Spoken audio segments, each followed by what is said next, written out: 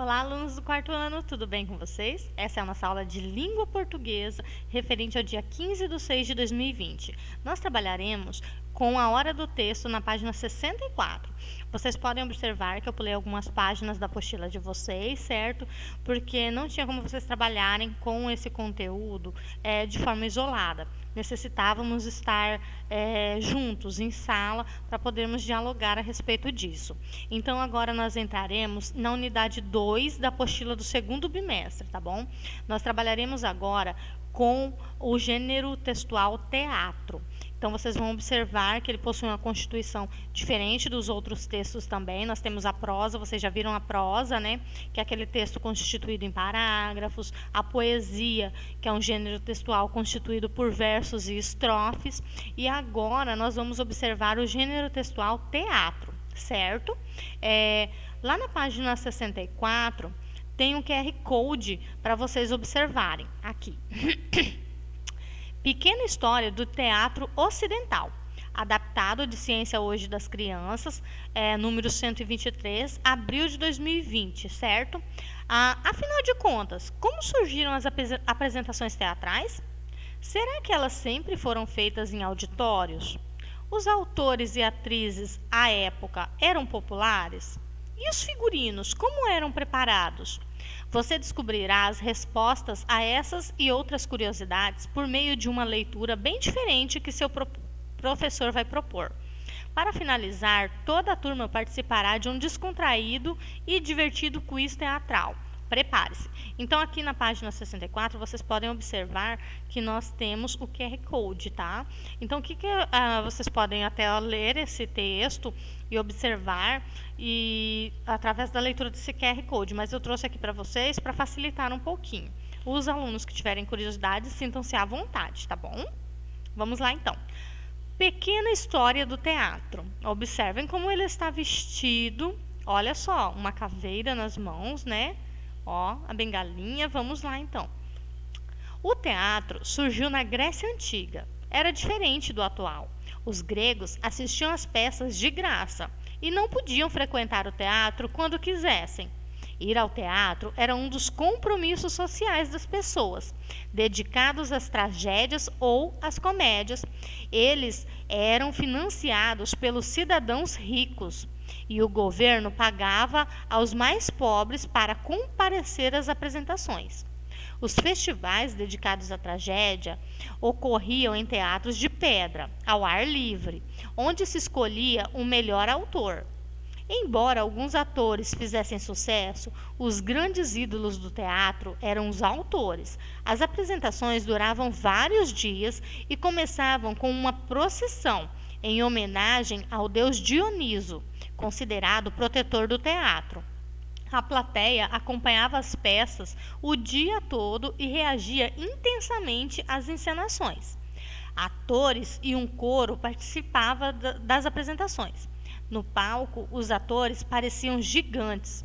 Usavam sapatos de sola alta, roupas acolchoadas e máscaras feitas de panos engomados e pintados, decoradas com perucas e capazes de amplificar as vozes. Nossa, quanto trabalho, né? Imaginem só. A partir do Império Romano, que sucedeu à civilização grega, o teatro entrou em declínio, ou seja, começou a cair. Os romanos preferiam o circo, na época voltado para lutas entre gladiadores e animais. Se vocês observarem, alguns filmes antigos até retratam isso, né? Não é muito adequado para a idade de vocês, mas há vários, eu acredito que alguns de vocês já assistiu esses filmes, né? O Cadu, se eu não me engano, comentou de alguns deles comigo ano passado, que predominou nos teatros das principais cidades do Império. Então, o que acontece? Quando surgiu o Império Romano, eles deixaram um pouco de lado o teatro para assistir essas lutas entre gladiadores, tá bom? Vamos lá, então. O teatro europeu, que é um pouquinho diferente.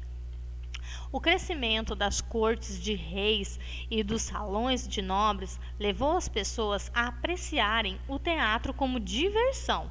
Entretanto, passou-se a cobrar para ir ao teatro. Na Itália, duas tradições teatrais foram criadas: a comédia erudita, que encenava nos teatros textos de grandes autores, e a comédia dell'arte, na qual a trama era apenas esboçada e os artistas representavam com improviso seus papéis, como Colombina, Pantaleão e Arlequim.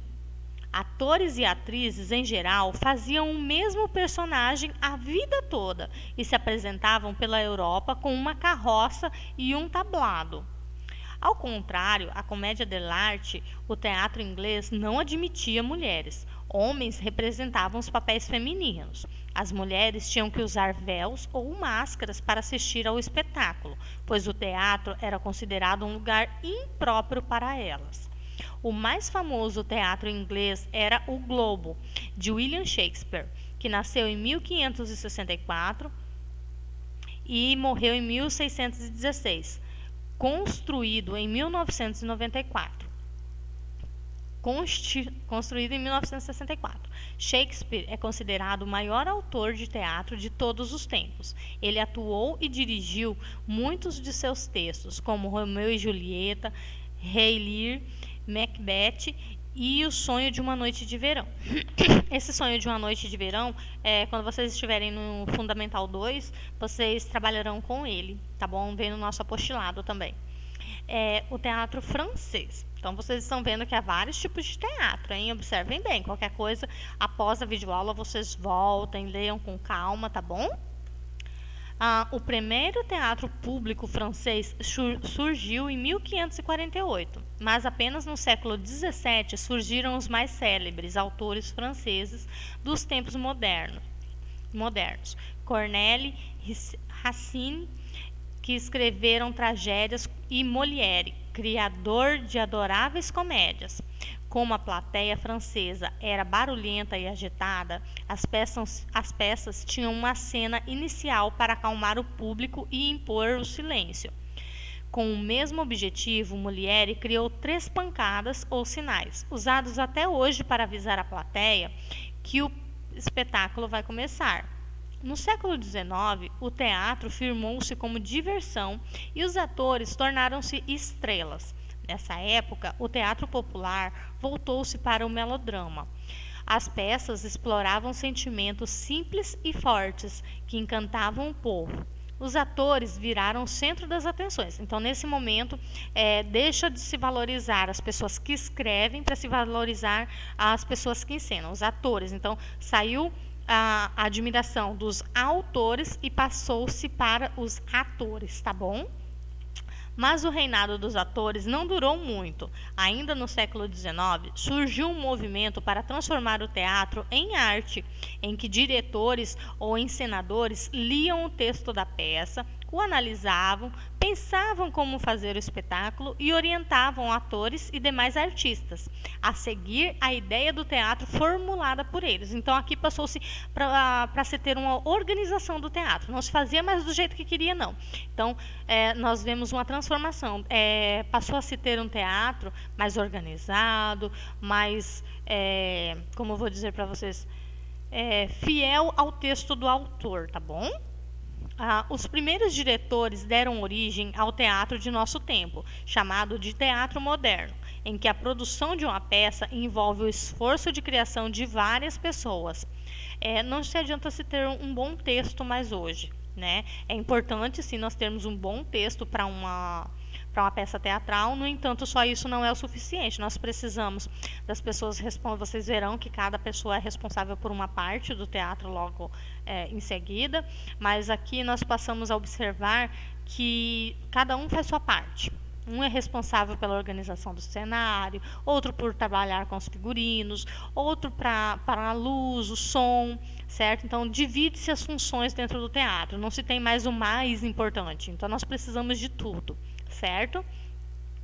É uma atividade de equipe. Como você pode perceber, apresentar uma peça ao público requer muito trabalho. Portanto, da próxima vez que você estiver assistindo a um espetáculo ou encenando algum, lembre-se disso. e dessa história que acabei de contar também. É muito importante, às vezes a gente não dá o devido valor, ou então a gente só coloca os defeitos, né? Mas é muito importante a gente valorizar. É tão ruim quando a gente vem à frente, não é? Vocês não se sentem dessa forma, de vir à frente, expor para os colegas. Então imagina quem está lá na frente, né? Ensinando uma peça teatral, não pode esquecer o texto, a posição, a forma de se posicionar, o corpo, o rosto, né? Então é muito importante, não se trabalha somente com uma coisa. Não adianta nada a pessoa decorar o texto que deve falar e ir lá na frente simplesmente falar: oi, bom dia, como você está? Ah, eu estou bem, e você? Não, precisa de todo aquele trabalho corporal também, né? Hora do quiz. Então aqui vocês vão responder algumas perguntas referente a esse texto que eu li para vocês, certo? Então aqui, sobre o surgimento do teatro na Grécia Antiga, como os festivais dedicados à tragédia eram realizados?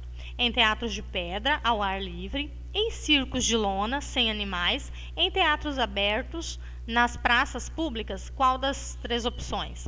Marquem aí. Número 2. Sobre as apresentações teatrais na Grécia Antiga, é correto afirmar que duravam vários dias e o público reagia intensamente às encenações? Eram breves e a plateia estava sempre bem agitada? Eram breves e o povo mantinha-se calado e atento? Qual das três opções?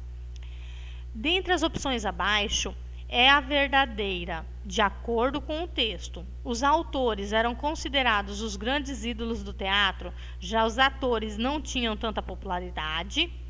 As pessoas podiam assistir às apresentações quando quisessem, bastava comprar os ingressos. Os festivais de teatro eram financiados pelos mais nobres e o governo pagava aos mais ricos, para que estes comparecessem às apresentações? Então, observe aí de acordo com o texto, tá bom? 4.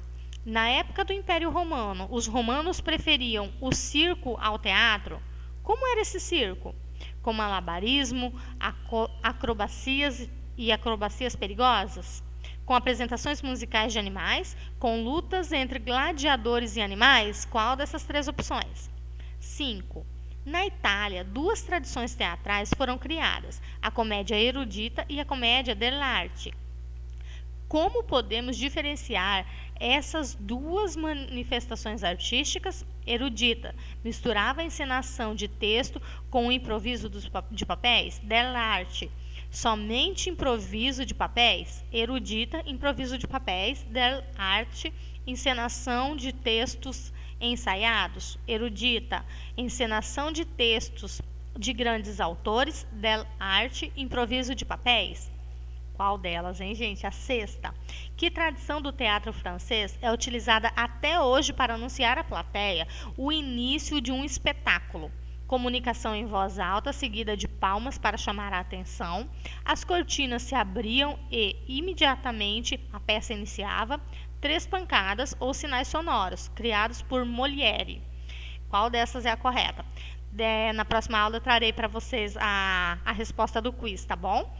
Espero que vocês tenham gostado, ficou um pouquinho cansativa, né? Muita leitura.